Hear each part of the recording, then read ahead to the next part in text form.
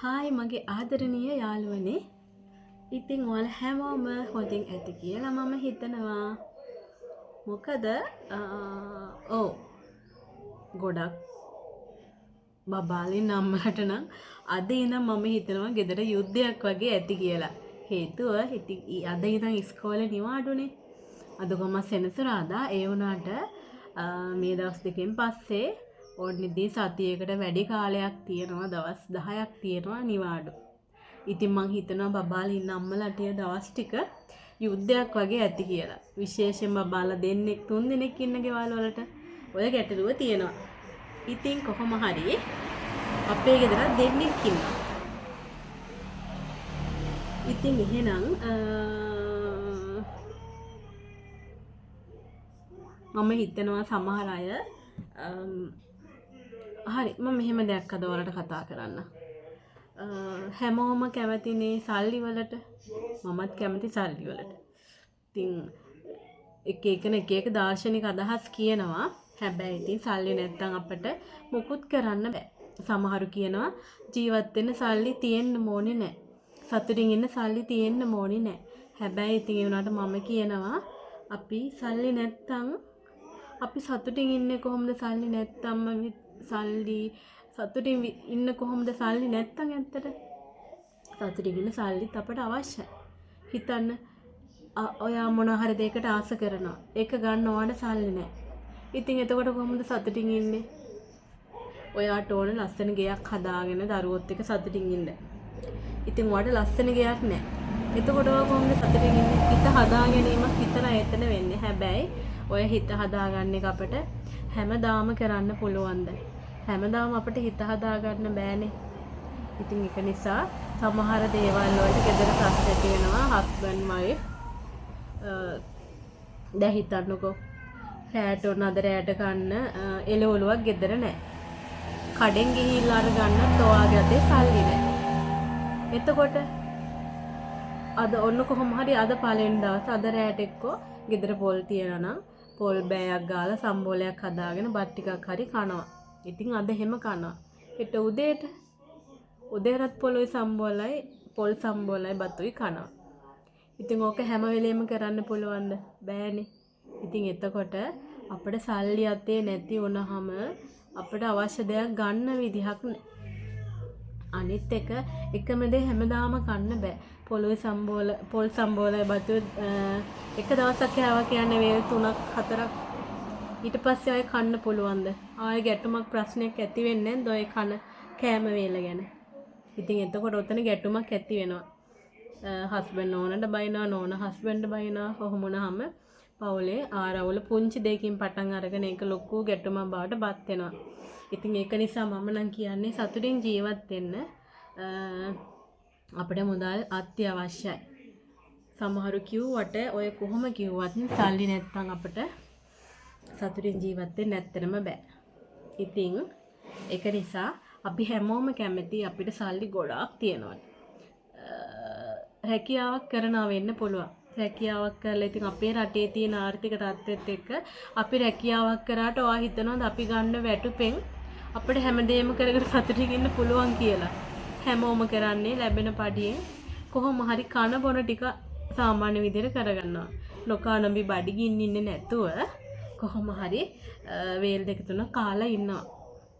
හැබැයි ඊට අමතරව දේවල් ලයිට් බිල් ගෙවන්න ඕන, ගෑස් ගන්න ඕන, බබාලා ඉස්කෝලේ යනවා නම් එයාලට අවශ්‍ය දේවල් ගන්න ඕන, පොත්පත් විතරද?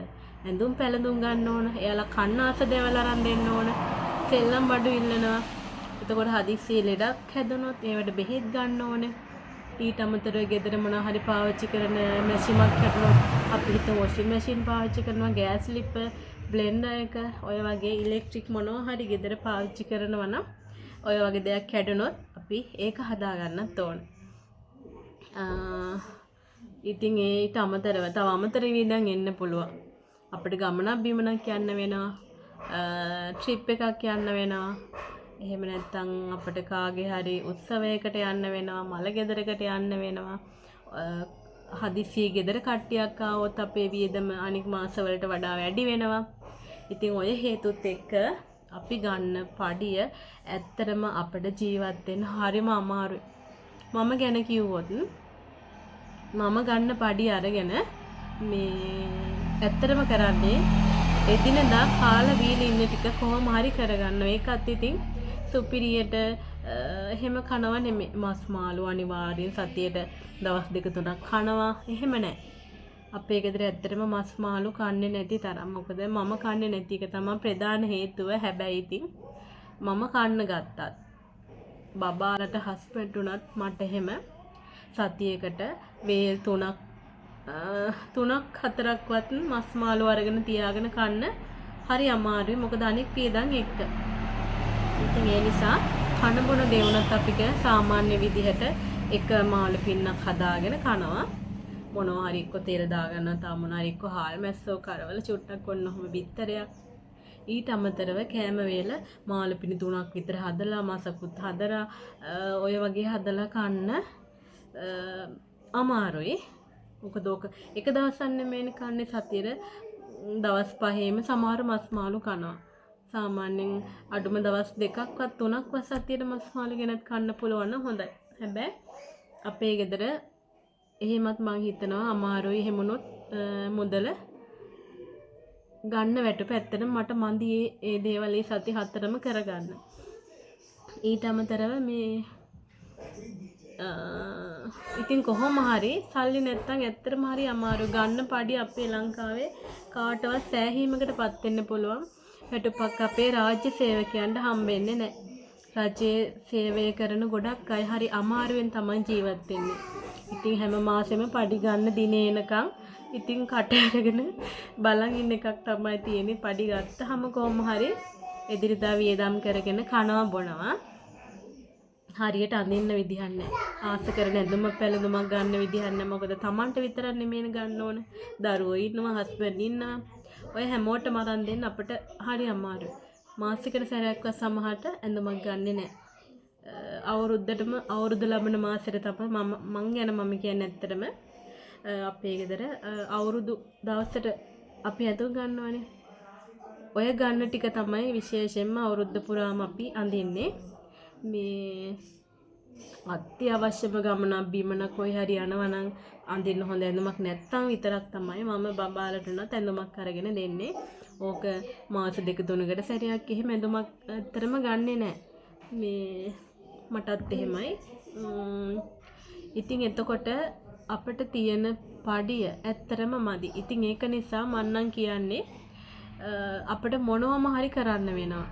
අපි ගන්න පඩිය දිහා බලාගෙන හිටියොත් අපි හැමදාම දුප්පත් ජීවිතයක් තමයි ගත කරන්න වෙන්නේ. ගෙයක් දොරක් හදාගන්න වෙන්නේ, වාහනයක් ගන්න, ලස්සනට කාලා බීලා ලස්සන ඇඳුම් පැළඳුම් ඇඳලා අඩුපාඩුවක් නැතුව ජීවත් වෙන්න ඇත්තටම මේ අපේ රාජ්‍ය සේවකයන්ට ලැබෙන වැටුප මදි. පෞද්ගලික අංශයේ එක එක වැටුප් තල තියෙන එක එකනට එක එක විදිහේ සමහරුන්ට වැඩිපුර වැටුප් හම්බ වෙනවා. සමහර අයට ඒත් අඩුපඩියක් හම්බ වෙනවා. එයාලා මහන්සි වෙන තරමට එයාලට පඩි හම්බෙන්නේ නැහැ. සමහරට රෑ වෙනකම් වැඩ කරනවා, එළි වෙනකම් වැඩ කරනවා. ඒ සමහරට 60ක් 70ක් වගේ තමයි එයාලටත් හම්බෙන්නේ. ඉතින් ඒකත් එයාලට හරි අමාරුයි පවුලක් නඩත්තු කරන්න. මේ ඉතින් ඒක නිසා මන්නම් කියන්නේ අපි ගන්න වැටුප දිහා බලාගෙන ඉන්න එපා. ඔයා කිසිම වෙලාවකට අමතර ආදායම් මාර්ග කොහොම හරි හදාගන්න. එකම එක ආදායම් මාර්ගයක් හරි ඔයාට හදාගන්න වෙනවා. මොකක් හරි කරන්න අඩු ගානේ වත්තේ ගොටුකොළ ටිකක් හරි හදන්න. ගොටුකොළේ ආයක් හදාගත්තොත් ගොටුකොළ පාති 4-5ක් හදාගත්තොත් ඔයාට මිටියක් රුපියල් 20කට 25කටවත් අදම විකුණන්න පුළුවන්. ඉතින් ඒකිනුත් ඔයාට සතියේ රුපියල් අඩුම තරමේ රුපියල් 1000-2000ක්වත් ඔයාට හොයාගත්තොත් සතියක පුංචි දෙයක් කරවට අර පිරිමැස්මෙන් කරගන්න පුළුවන්. නිකම් හිටියොත් එක රුපියලක්වත් අපිට නෑනේ. ඉතින් පුංචියට පටන් ගන්න මොකක්ම හරි මල් වගාවක් පටන් ගන්න පුළුවන්. එහෙම නැත්නම් ගෙදර ඉස්සරහා තියන් ඔයාට කෑම මොන හරි විකුණන්න පුළුවන් නම් එහෙම දෙයක් පටන් ගන්න හිතන්න. වඩේ චුට්ටක් හදලා තියන්න. අයිස් පැකට් හදන්න පුළුවන් කෙනෙක් අයිස් පැකට් චුට්ටක් හදන්න. පැකට් ටිකක් හදලා මේ ගෙදර ඉස්සරහා පොඩියට බෝඩ් එකක් ගහන්න. මෙහෙම විකිණීමට ඇත කියලා.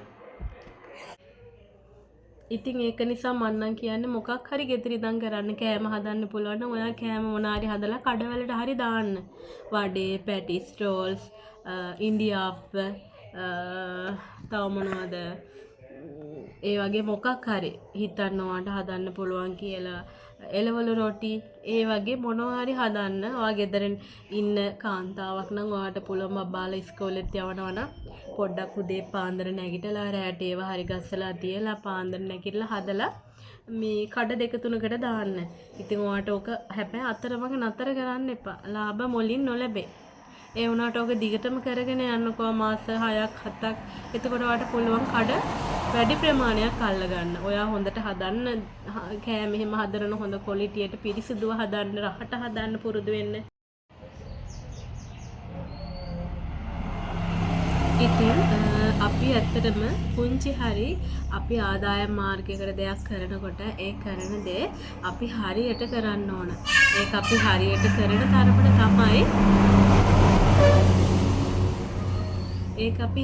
කරන තරමට තමයි අපිට ඒකේ ප්‍රතිඵල ලැබෙන්නේ.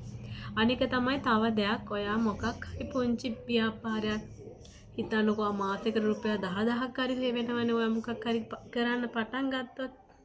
ඉතින් ඔයා කරන්න පටන් ගත්තට පස්සේ ඒකට විවිධ බාධක එන්න පුළුවන්.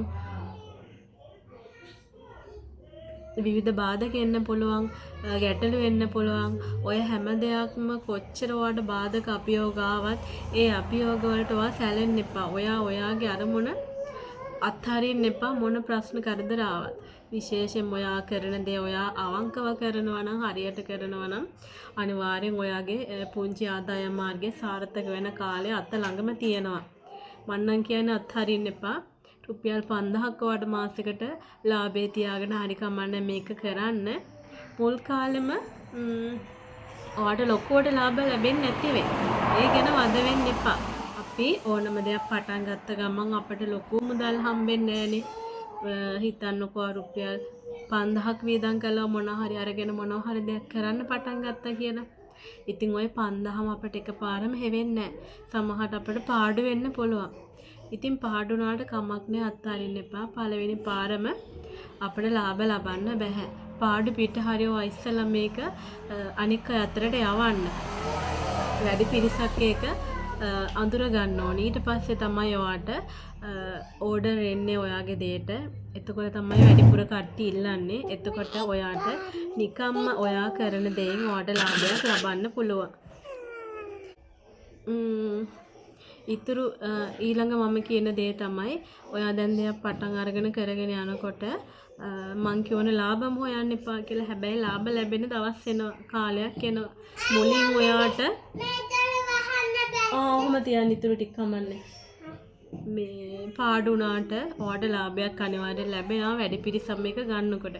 ඉතින් රුපියල් 5000ක් වියදම් කරලා ඔයාට ලාභය හිතන්නකෝ රුපියල් 2000යි කියලා.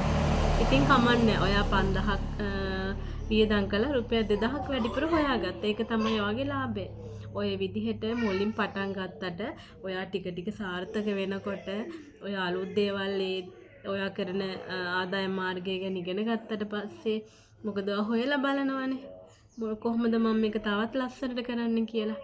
අන්න එහෙම ඒවා එකතු වුණාට පස්සේ ඔයාට රුපියල් 5000ට සමහර විට ඔක හරි ගියහම 25000ක් ලාභ ලැබෙන්න පුළුවන් කාලයක් එනවා.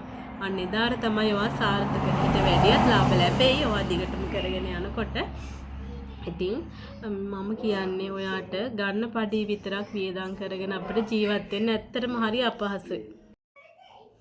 ඉතින් එහෙනම් මම ඔයාලට කියන්නේ එකම පඩියෙන් බලාගෙන ඉන්න එපා. මොනවා හරි පටන් ගන්න එක දිගටම කරන්න. ගැටලු ප්‍රශ්න ආවා කියලා නතර කරන්න එපා.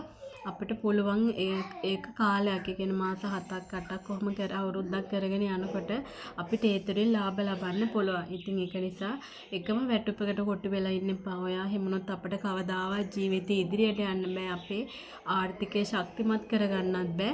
ඒක නිසා ආදායම් මාර්ග කීපයක් ඔයා පුළුවන් නම් හදාගන්න. ඕන තරම් සෙවම් ව්‍යාපාර තියෙනවා ගෙදර ඉඳන් කරන්න පුළුවන්. ඉතින් මේ මොනවා හරි ඔයා කරන්න මම ඉදිරි වීඩියෝ එකක් අරන් එන්න මොනවද අපිට ගෙදර ඉඳන් කරන්න පුළුවන් පුංචි ව්‍යාපාර මොනවද කියලා. එහෙනම් ඉතින් පුංචි අදහසක් විතරයි මම ඔයාලට මේ වීඩියෝ එකෙන් අරගෙන ආවේ. ඉදිරියේදී අපි කතා කරමු මොනවද අපිට ගෙදර ඉඳන් කරන්න පුළුවන් පුංචි ව්‍යාපාර කියලා. එහෙනම් ඉතින් අදට මම නවතිනවා. ඉතින් ඔයාලා හැමෝටම සුබ දවසක් සතුටින් පරිස්සමින් ඉන්න.